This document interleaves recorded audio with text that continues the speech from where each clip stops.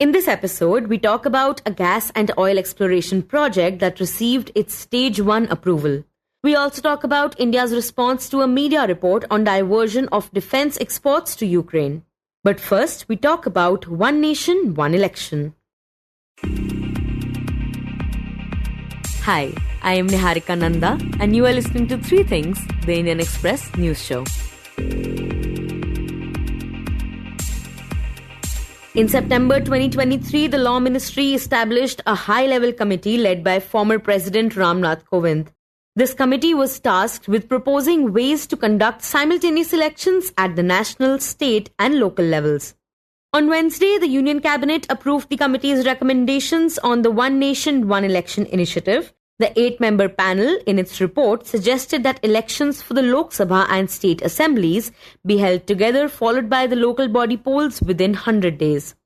Announcing the Cabinet's decision, Union Information and Broadcasting Minister Ashwini Vaishnaw stated that the government would now initiate nationwide consultations and form an implementation committee to assess how the Kovind Committee's recommendations can be carried out.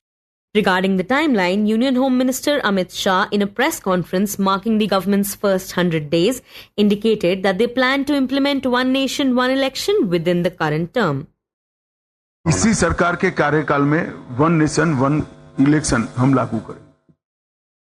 Now, in a previous episode, we had spoken to Indian Express's Damini Nath about the committee's recommendations and how simultaneous elections can take place in the country. So, Damini, tell us about the recommendations that have been made by the Ramnath Kovind committee to implement the One Nation, One Election idea. So the committee was set up in September last year by the government with the idea that it will give detailed recommendations of how to synchronize Lok Sabha, State Assembly and municipal elections. So the committee basically recommended about 15 amendments which would enable all these elections to be held together. In the first step, the committee recommended the Lok Sabha and State Assembly elections to be synchronized. And after that, within 100 days of those simultaneous elections, it recommended that municipal elections also be held. Right. And Damini, the term that was used by the committee for describing the first attempt towards a synchronized election was a one-time transitory measure. So can you explain that to us a little? Right. So what the committee said was that the way to start off the simultaneous elections would be for the government to take a one-time transitory measure. This would mean that after a Lok Sabha election, the government would issue a notification identifying an appointed date. And from that appointed date onwards, any assembly that is elected after that date will have its term curtailed till the term of the Lok Sabha. So for instance, if the government were to do this after the 2024 Lok Sabha elections and it appoints a date, say in June or July this year, then any assembly that is elected after that date will end with when the Lok Sabha term ends. Yeah, but given the size of our country, how do we expect synchronized assembly and Lok Sabha polls to take place? Because at the moment, most of the state elections occur at different times. So as of now, there are only 4 state assemblies which go to polls along with the Lok Sabha. After independence, when the first few elections were held, all state assemblies were held together with the Lok Sabha. But over the years, some assemblies' term was cut short because the government fell or, some other reason. So they became, separate. And as of now, like I said, there's only 4 that are held together. So for the rest of them, their terms will have to be curtailed or extended to align with that of the Lok Sabha. And for this, the committee gave detailed recommendations for amendments to the constitution of how this could be done. And when it comes to how these elections can be held in our country, the Election Commission has always said that it's for the idea, but it has, raised certain issues regarding logistics and personnel that would need to be taken care of. Right. And talking about these issues, what kind of challenges will the system face in order to incorporate simultaneous elections? So the first thing would be, for the constitutional amendment to be done. So for that, earliest it can happen is after the new Lok Sabha is formed after the elections. So the Lok Sabha would have to be formed, constitutional amendment would have to be brought, and after that only could the process start. When it comes to the Election Commission, they have said that they would need at least double the amount of EVMs. As of now, like in the upcoming elections, they're going to be using about 55 lakh EVMs. So they will have to double that up, and they would also need more security personnel. For example, in Jammu and Kashmir, the Election Commission has decided not to hold assembly elections together with the Lok Sabha elections this time. And the main reason is that they do not have enough security personnel to provide every candidate. So if Lok Sabha and assembly elections are to be held together in every state, the requirement for security personnel would increase. The requirement for EVMs, of course, would increase. The time taken for training the personnel and the amount of space required for storing the EVMs would also increase. Okay, so this was about the assembly and the Lok Sabha elections. Is there something planned for the panchayat and the municipal elections as well? So as of now, the constitution only gives the Election Commission of India the responsibility of holding Lok Sabha and state assembly elections. For municipal and panchayat elections, there are the respective state election commissions. So it would require an amendment to the constitution to enable a common electoral roll for the Lok Sabha and state assembly elections on one side and the local body elections on the other. As of now, the state election commissions are free to have their own electoral role, though most of them start by taking the Election Commission of India's role, and then they make changes to it depending on what is required. And Damini, you also wrote about the concept of a constructive vote of no confidence, which was proposed by members of the committee. So talk to us about that, and how is it related to simultaneous elections?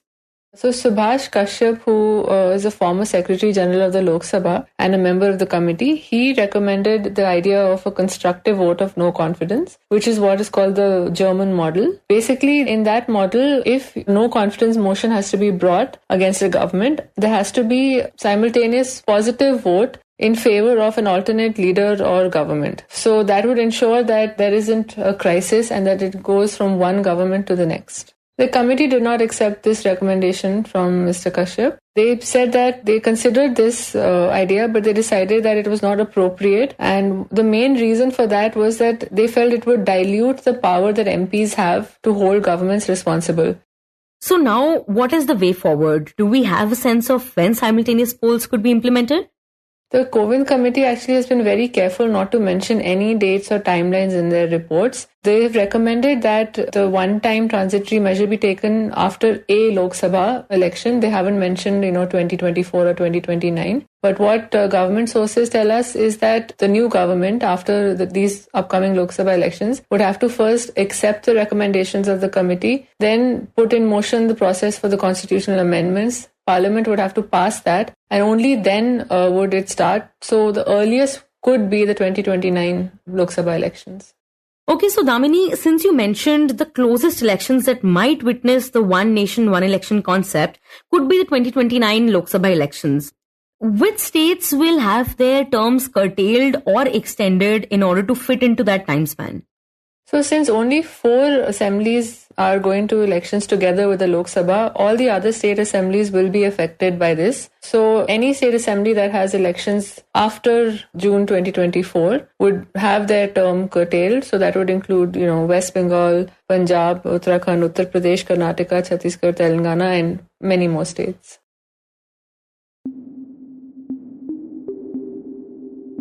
And next we talk about an oil and gas exploration project in Assam. Vedanta Limited's Kane Oil and Gas had extended a proposal for oil and gas exploration drilling in Assam. On 27th August, the project received its Stage 1 clearance.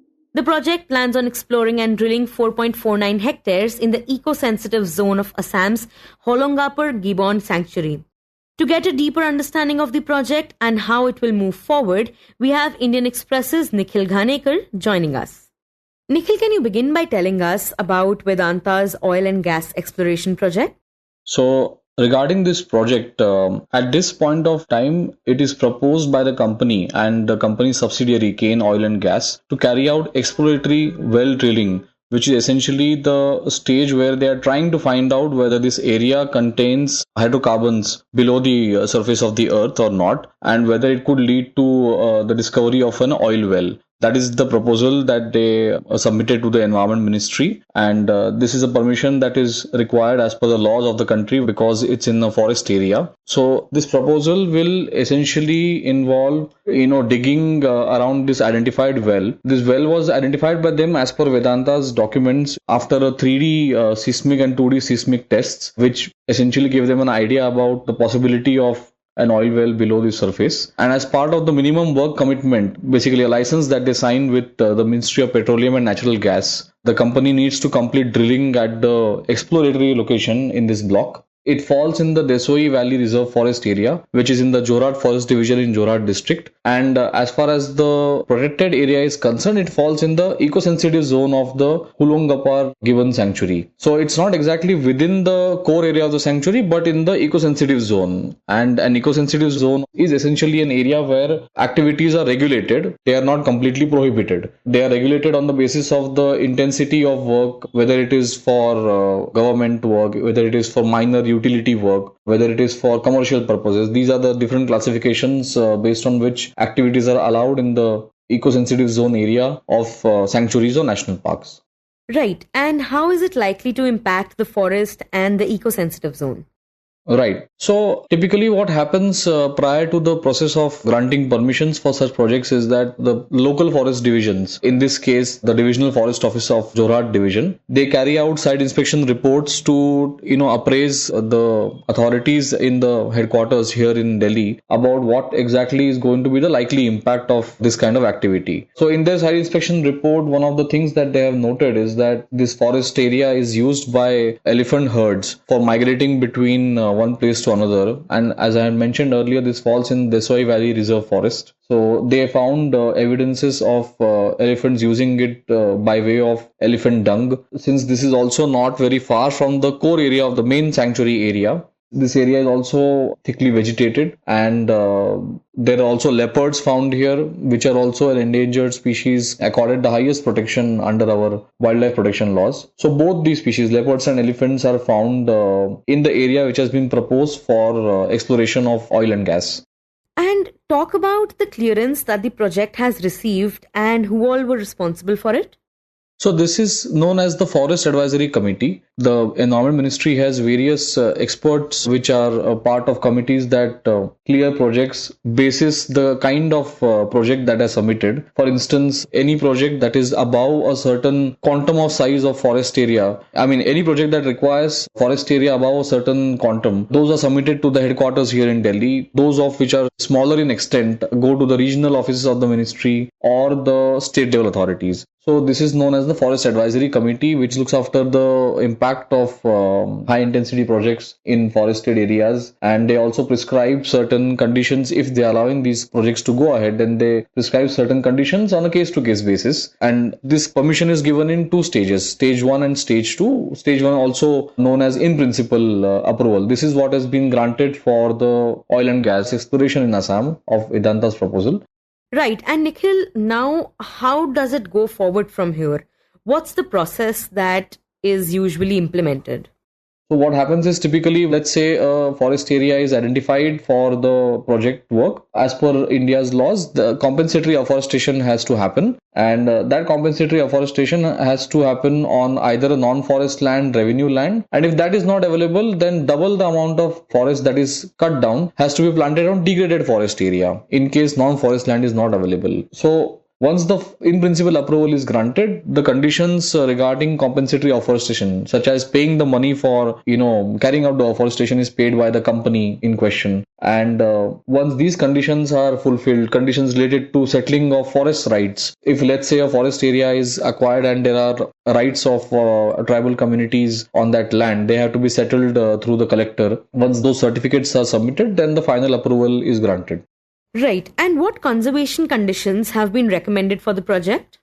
Yeah, so when the DFO, the Divisional Forest Officer of this division was carrying out the site inspection report, and it was also later forwarded to the ministry, and ministry then asked the Chief Wildlife Warden and the Principal Chief Conservator of Forest, which is the top forest officer and wildlife officer in the state. It's basically one post. They asked that officer to give his view, and both the DFO as well as the Assam's top forest officer recommended to the central government that there should be a specific conservation plan to avoid conflict between humans and animals in this area, because there is going to be this project, and as well as a mitigation plan so that all precautions are taken to cause least possible disturbance to wildlife, since it is a area actively used by wildlife for movement between two forested areas. So based on these recommendations, a wildlife management plan was submitted to the central government, and after that this in principle approval was granted. Right. And Nikhil, tell us about the Hoolock gibbon, the endangered species that the area is home to. Yeah, so a bit about the sanctuary and this ape species. The Hoolock Gibbon Sanctuary was notified in 1997, and it is located in Jorhat district of Assam and spread over an area of 21 square kilometers. As per scientific reports of the WIA, these are shy, territorial and exclusively arboreal canopy dwelling animals, meaning that they live on the tree branches and they avoid interacting too many times with humans. They avoid open spaces and rarely come down on the ground where they feel that they might be vulnerable to other predators. They are a vulnerable group of primates and they inhabit the forest of South and Southeast Asia. And in this particular sanctuary, there are around 125 individuals as per scientific studies, and they live in more than 24 family groups. And this is the only protected area in the country which is named after a primate species. So that's one of the unique things about this sanctuary. So in the past as well, a railway line had threatened the habitat of these apes, because it essentially had fragmented their forested area and they lost connect between two patches of forest. So as a solution, in recent times they had built these ladders which are used by these ape species to cross over between forested patches while crossing the railway tracks. These are known as canopy bridges also. In fact, in recent times there was also a proposal or other suggestions by primatologists to reroute the 1.65 kilometer long railway track that divided the sanctuary area. So these are some of the interesting bits about this endangered species. And will the project impact the species and the sanctuary? So, Niharika, as far as the disturbance to gibbons is concerned, the DFO Jorhat had mentioned in his report that the project area is used by elephants, gibbons, leopards, and although the project area is very small and the construction or the activities within the sanctuary area, these gibbons being very shy in nature, any kind of intensive human activity such as drilling or exploration for oil and gas is likely to cause disturbance to them, because there will be vibrations, there will be digging and a movement of people who are working on this project. So experts have said that this may cause disturbance to all the species in the project area, even though the project area is small as of now and outside the main area of sanctuary. And in the end, we talk about a report by Reuters. Yesterday, India dismissed a media report on diversion of defense exports to Ukraine as speculative and misleading. A Reuters report had stated that artillery shells sold by Indian arms makers had been diverted by European customers to Ukraine, and New Delhi has not intervened to stop the trade despite protests from Moscow. Responding to the report, the Ministry of External Affairs in a statement said, such actions imply violations by India where none exist and hence is inaccurate and mischievous. The ministry further stated that India has an impeccable track record of compliance with international obligations on the export of military and dual-use items. It asserted that India has been carrying out its defense exports taking into account its international obligations on non-proliferation and based on its own robust legal and regulatory framework, which includes a holistic assessment of relevant criteria, including end-user obligation and certifications. According to the sources and the customs data quoted by Reuters, the transfer of munition to support Ukraine's defense against Russia has occurred for more than a year. Quoting 3 Indian officials, the report further stated that the Kremlin had raised the issue on at least 2 occasions, including during a July meeting between Russian Foreign Minister Sergei Lavrov and his Indian counterpart S. Jaishankar. The ministry's clarification also comes weeks after Prime Minister Narendra Modi spoke to Russian President Vladimir Putin and exchanged perspectives on the Russia-Ukraine conflict and his insights from the recent visit to Ukraine. Marking a historic milestone in India's diplomacy in Europe, which has been roiled by the Russia-Ukraine war, PM Modi met Ukrainian President Volodymyr Zelensky in Kiev on 23rd August and asked him to sit down with Putin to find a way out of the crisis. Delhi and Washington, Ukraine's main security backer, have recently strengthened defense and diplomatic cooperation against the backdrop of a rising China, which both regard as their main rival. India also has warm ties with Russia, its primary arms supplier for decades, and Prime Minister Narendra Modi has refused to join the Western-led sanctions regime against Moscow. You were listening to 3 Things by the Indian Express. Today's show was edited and mixed by Suresh Pawar and produced by me, Niharika Nanda. If you like the show, then do subscribe to us wherever you get your podcasts. You can also recommend the show to someone you think will like it. Share it with a friend or someone in a family. It's the best way for people to get to know about us. You can also tweet us at Express Audio and write to us at podcasts@indianexpress.com.